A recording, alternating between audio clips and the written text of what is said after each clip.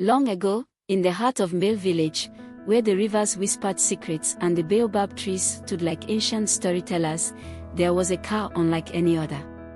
She was called Nyahoro, a name that meant the whispering one. But she did not just whisper, she spoke.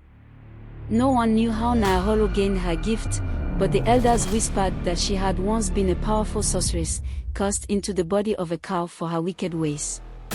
Others believed she was a spirit sent to test the hearts of men. Whatever the truth, one thing was certain: Nyahoro could see into the souls of people.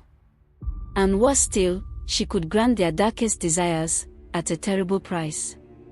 The first to test her power was Musa, a greedy merchant who wished for gold beyond measure. One evening, as he passed by the grazing field, he saw Nyahoro standing alone, her eyes glowing like embers in the dusk. Musa, the cow, spoke, her voice smooth as running water. "Tell me what you desire most."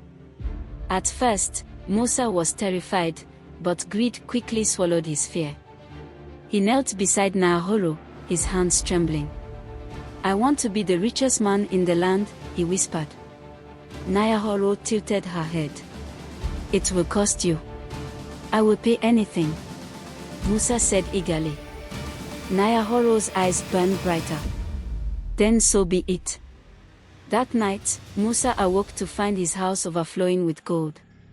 His floors, his bed, even his cooking pots shimmered with wealth. He laughed in triumph. But as he ran his fingers through his riches, he felt a strange coldness creeping through his body. By dawn, Musa was dead, his body stiff as stone. His soul belonged to Nyahoro. The second wish, the jealous woman. Word of Nyahoro's power spread like wildfire. The next to seek her was Nia, a woman whose heart burned with jealousy. She envied her neighbor, Amoni, whose beauty and charm won the admiration of all. "Nyahoro," Nia whispered under the full moon, "I want Amoni to lose her beauty, to become as ugly as the toad that croaks in the swamp." Nyahoro's ears flicked. "Are you sure?" "Yes," Nia hissed. "Then it shall be so." The next morning, Amoni awoke with her face twisted and deformed, her once radiant skin now rough and scarred. The villagers gasped in horror, and Amoni fled, sobbing into the wilderness. Nia laughed, until she saw her own reflection in the river that night. Her once youthful face had aged decades overnight, her hair turning gray, her skin wrinkled like an old woman's. "You took beauty from another," Nyahoro's voice echoed in her mind, "and so I took yours." One day, a hunter named Jabari came to Nyahoro, but unlike the others, he did not approach with greed or jealousy. He had heard of her dark gifts, and he wished to put an end to her curse. "Nyahoro, I do not seek wealth or power. I only ask, how can I break your spell?" For the first time, the cow was silent. Then she sighed. "Only one who resists temptation can free me. But no man has ever walked away from a wish."